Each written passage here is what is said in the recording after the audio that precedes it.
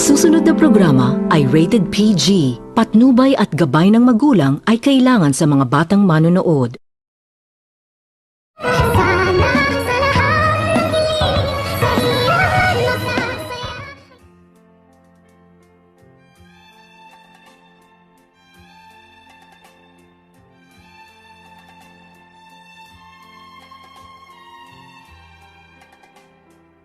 Labis-labis itong natutuwa ang pamilyang Tanyag dahil nadagdagan umano ang apo ni Don Pipi at confirm ito na apo nga ni Don Pipi itong si Justin at naisip nito ni Don Pipi na hindi umano nito totoong apo ni Don Pipi itong si Zoe, ngunit napamahal rin umano ito ni Don Pipi kung kaya't hindi naman din ito pinapabayaan ni Don Pipi ang kanyang fake na apo na itong si Zoe. At pagkatapos nitong magkaalaman ng lahat ay agad naman din itong nagsalita itong si Ubing na kailangan umano nilang mag-celebrate dahil nadagdagan umano ang kanilang pamilya kung kaya't labis-labis naman din itong natutuwa itong si Giselle at agad naman din itong sinabihan ni Giselle ang kanyang pamangkin na itong si Annalyn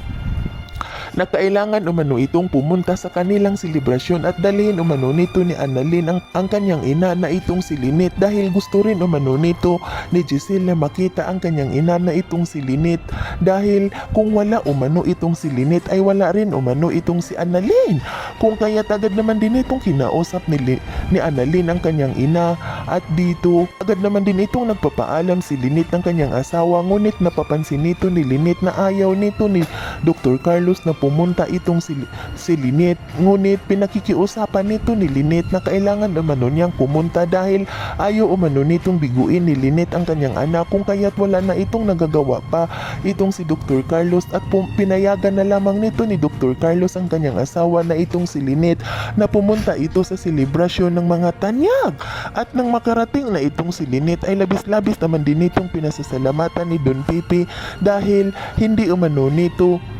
binigo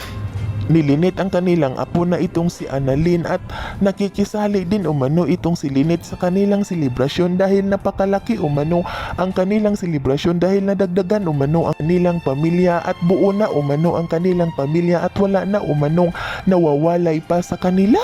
At habang nagsiselebrate itong pamilyang Tanyag ay labis-labis naman din itong natutuwa itong si Eric nang pinagmasdan nito ni Eric na nakita nito ni Eric ang tuwa ng babae ng kanyang mahal na itong si Giselle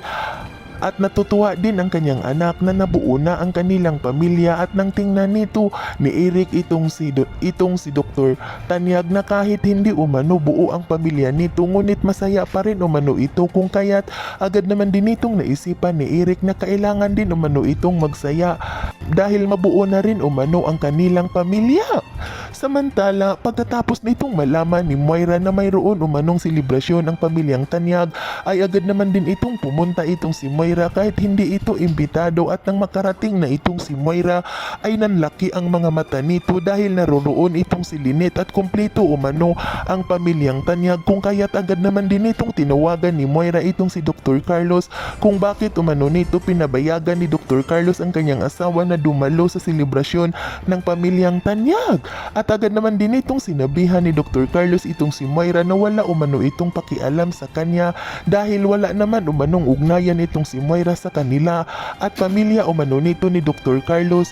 ang pinakikialaman ni Moira kung kaya't agad nitong sinabihan ni Dr. Carlos itong si Moira na wag na umano itong makialam sa kanila at dito pagkatapos nilang mag-usap ay agad naman din itong binalikan ni Moira ang pamilyang Tanyag at habang pinagmamasdan nito ni Moira ay agad naman itong nagsalita itong si Moira na hindi umano pwedeng maging masaya ang pamilya ni Robert at ni Giselle at pati na umano sa matanda na itong si Don Pipi. Yan ay ating aabangan sa susunod pa na pangyayari sa kaganapang ito ng abot kamay na pangarap. Huwag mong kalimutang isubscribe at i-hit ang notification bell ng aking channel.